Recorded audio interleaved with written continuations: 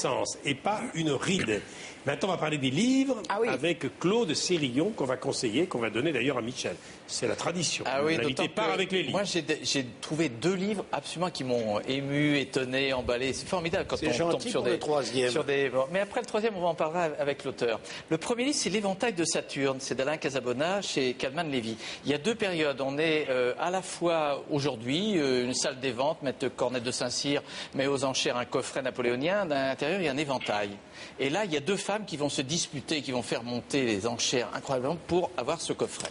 Et commence une amitié un peu ambiguë, inattendue, on ne sait pas très bien, jusqu'au coup de théâtre final. Et puis la deuxième période, on est entre 1802 et 1808, époque napoléonienne, on est en Autriche.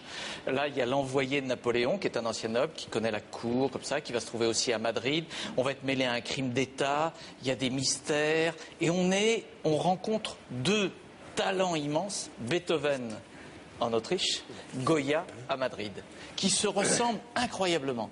Et ça, si vous prenez des portraits de Goya et Beethoven, que vous les mettez côte à côte, vous verrez comme ils se ressemblent. Et donc, Alain Casabona joue sur cette ressemblance. Il a fait une fiction, un roman à partir de choses réelles, et il nous emballe sur les personnages de ces 2 femmes, qui vont se retrouver, je ne vous dis pas l'histoire finale.